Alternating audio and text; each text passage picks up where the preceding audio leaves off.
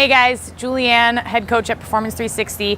Today I'm going to spend a couple of minutes just talking about the importance of keeping the upper back and the lats tight when you're performing deadlifts and back squats, and also how to do that without throwing your chest forward or allowing your rib cage to flare open and kind of losing that brace at the same time. So there's two parts to this, right? We need mobility in our upper back to be able to get everything to tighten up the way that we want it to, but we also need strength in our abdominals and our low back to keep the pelvis where we want it to during liftoff and or during our lowering phase of the back squat. So talking about deadlifts first, you guys probably hear coaches say all the time, get your lats engaged, get your upper back tight, but what does that really look like? So your lats are right here and kind of right here, and then the upper back muscles we're talking about would be between the shoulder blades and integrated with the traps. So if I were to take a deadlift off the floor, I want my lats to be tight. So we can achieve that by that kind of squeezing of the armpit, right? As if you had something in there you're trying to crush, or a sponge you're trying to wring out. If you tried that at home right now, you would feel your lat engage and a little bit of your pec as well. So that's where we want to start with that tension. What we also want to do is make sure we've got our upper back locked in so that on that lift off, we don't lose and end up like this, right? That's one of our biggest faults that we see in athletes. Not just a rounded lower back, but a rounded upper back. So to alleviate that, we get the lat engaged, we squeeze the shoulders kind of back and toward each other. And what happens right there if you have a loose core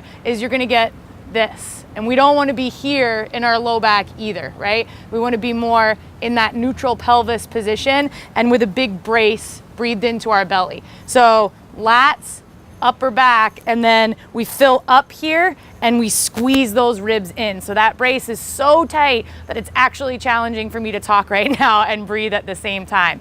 At that point, when we're in our setup, kind of wherever that occurs, we've got strong belly, strong rib cage locked in, lats are tight, upper back is engaged, and as we drive through the legs, none of that will move as we come through lockout and give the glutes a nice tight squeeze. If you ever feel like you're coming through that lockout and you feel more here than here, we need to get everything involved working together to pull those hips through and keep the upper back tight all at the same time.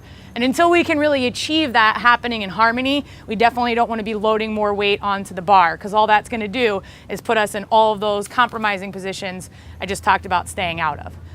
Now, translating that to the back squat. Most people, when they get into their back squat position, don't spend a ton of time thinking about their back because they're thinking about their legs. So we really want to make sure that we're getting that bar to sit on a shelf of muscle. We're going to do that by squeezing the shoulders, squeezing the traps, ducking under, placing that bar right on top of that shelf of muscle. And then I don't want to lift off with my low back looking like this. So I'm going to pull my belly in, lift off, and step out of the rack, right? Now my upper back is tight, my lats are engaged, and I'm squeezing my butt. So I'm not initiating my squat here, but rather here. Everything locked in, nice and tight. So with my upper back tight, my grip tight, my lats tight, as I descend into that squat, none of that moves. And as I drive out with my legs and squeeze my glutes, none of that moves. So if you feel like when you squat, you get a lot of this, that would be losing your brace, losing your abdominals, kind of lack of tension in the trunk, right? If you feel like when you get down there, you get pushed forward, that would be lack of tightness in the upper back, strength in the lats, things like that. So we want to make sure, once more, we've got these two things acting in harmony. Upper back is tight, lats are engaged, trunk is locked down, glutes are squeezing, and then when I initiate, it's straight and straight all the way through with everything locked in and that tension very pronounced throughout the entire lift.